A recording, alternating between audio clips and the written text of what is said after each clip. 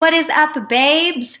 I am showing you today as we are talking about this month of tracking progress and the importance of tracking your progress in your workouts, in your food, in your daily self check-ins, evaluations, how you're doing. It's really important because we need all of these factors if you are wanting to see results physically in your body, not just physically, but some mentally too, more energy. If your hormones are out of whack, whatever your goal is, you want to put on more muscle, you want to lose fat and put on muscle, you just want to lose weight.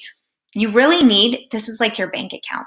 So you want to buy a new house, you want to go on a trip, you want those things, but you're not going to be able to do those things unless you know your finances, unless you know where money's going and being placed. So your food really acts as that. Tracking your macros and your meals really acts like a bank account for your results. So I wanted to show you today how simple it is. So if you are in the Fit Club and you do the pre-done meal plans that I've made and they work for you and you're feeling good on them, then that's good. But I also know that our body doesn't consistently stay with the same calories and macros all the time. It changes, and sometimes we need to reevaluate and change. Whether we're going from a deficit to maybe a surplus, or maybe just maintenance. Oh, there's a fly on me, or just maintenance. So that's really important to know that you're going to have to change throughout the year, and that's normal. So I want to teach you how to do that, and I'm teaching you. Oh my gosh, there's this fruit fly. I want to teach you how to do that just through macros. We're not going to do carb cycling macros and doing the meal plans right now, as it gets kind of overwhelming if this is new to you. Let's just keep it simple. So what you're going to need to know is your macros. And so you're going to go to fitnessministry.ca. This will be on my news site eventually, but not right now. You're going to go to fitnessministry.ca. You're going to go to blog and then macronutrient calculator. You're going to input your age, your height, your weight, your sex, your goal. Mine's just maintenance right now. Your activity level. That's really important, okay? If you sit most of the day or you don't go out much most of the day and your only intense movement is through exercise, like your workout, then you're going to be pretty sedentary. So making sure that this is right, and then it will calculate your macros. So macros are your carbs, your proteins, and your fats. They make up your calories, okay? That's what's going to total the amount of calories. So you've got your macros. How do you know what calorie range you're in? Calorie range is important, but so your macros are important too. Calorie range is important because if you are trying to lose fat and you're constantly going over by 100 to 200 calories a day, you've probably put yourself in maintenance, so you may not see the results that you want. There's this fly that you want when you want it. So it's really important to not only know your calories, to not be going over them, but to know your macros as well. That kind of balances the calories out, because we could easily fill up those calories just on nothing, eating crap, and then still staying within that calorie range, but that wouldn't be good either. So you need to make sure that those balance, those carbohydrates, proteins, and fats balance your calories. So what you're going to do is you're going to take this number. So per 1 gram of carbohydrate has 4 calories. Per 1 gram of protein has 4 calories in it. And then fats are double the amount, or more than double the amount. So per 1 gram of fat has 9 calories. So all you're going to do is times those numbers by the amount of grams that you're going to eat a day. So I just use my phone, and I take my phone, and so now I'm going to go 182 times 4. So I've got 728 calories coming from my carbohydrates. Now I'm going to do protein. So I've got 121 times 4, 448 calories coming from proteins.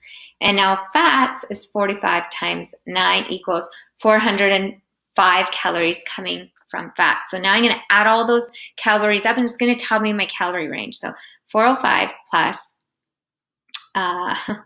484 plus 728 equals 617.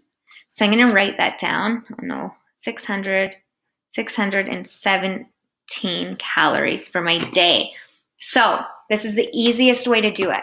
So then you're going to go log into your membership site on hannah.dawson.ca, and you're going to go to recipes. So once you have your macros, then you're going to go over to my site. You're going to log in to your workouts, into your recipes, to your workouts, your recipes. So when you log in, you're going to click on recipes, and it's going to bring you all of the recipes. So after that, you are going to choose your recipes. And this is why it's super important when you're choosing your recipes that you keep it simple in the beginning. Eat the same thing every day for a week at least. So I'm going to pick spaghetti squash. So spaghetti squash chow mein, I actually had this recipe and it's so good. My kids loved it too. So I'm going to go down here and I'm going to record. So I'm going to write dinner because I'm going to eat this for dinner all week. So I'm going to write dinner and I'm going to write 349 calories.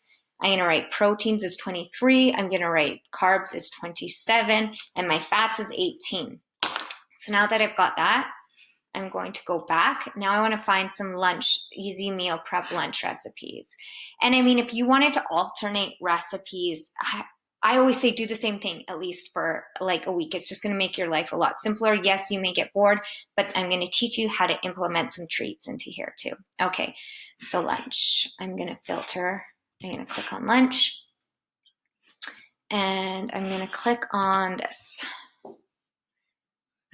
Cajun chicken, this is just easy. It looks easy. I can really cook that meat fast, and same with it. I could just do a one pan in the oven, which makes it easy. Okay, so now I'm going to record lunch 293, protein 22, carbohydrates 15, and fats are 17. So now I've got my lunch,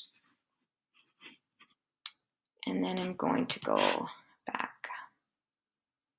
And now I'm going to do my breakfast. So I want something, again, simple. The more better you get at doing your macros, and if you're starting to use MyFitnessPal and you're really good at it and you're consistent with it, you don't have to do this. But this is just for all my beginners that you feel overwhelmed with macros. This is the easiest way to do it. Then you're going to pick a breakfast recipe. Perfect. Overnight oats. I can do that for the whole week. I can put in the fridge. So I'm going to write down 283 for my calories, 26 grams of protein for that meal, 32 grams of carbs, and 6 grams of fat. So I've got that. So now that I've got all that, I've got my dinner, my lunch, my breakfast. So I'm going to total the amount of calories I have so far, total the amount of proteins, total the amount of carbs and fats. So my total amount for the day is I've got 293 calories so far from those meals, 71 grams of protein, 74 grams of carbohydrates, and 41 grams of fat. All right. So now I have to minus that from my total amount of macros. So 116 or 1,617 calories for my day minus 923 is going to give me 694 calories left for my snacks. Then I'm going to do the same for my protein. So 121 minus 71 equals 50. And then I'm going to go 182 minus 74 equals 108. And I'm pretty much capped on my fat for the day.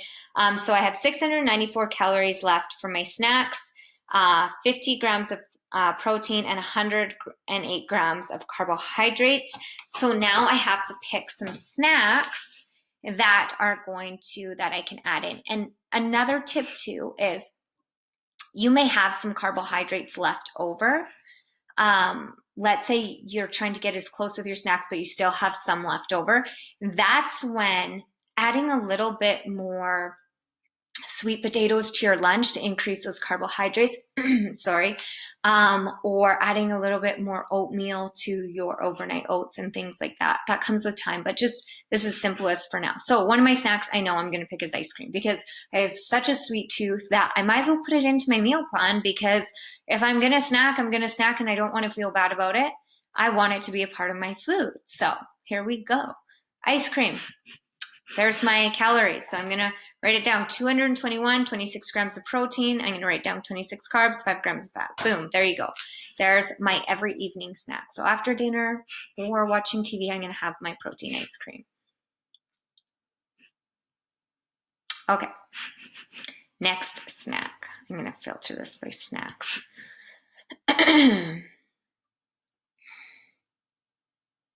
Oh, it's filtered. Okay, so now I need to pick another snack. So one of my favorite snacks is this protein shake with banana and popcorn, but I'm just going to look to see how much because I need to add quite a bit more carbohydrates.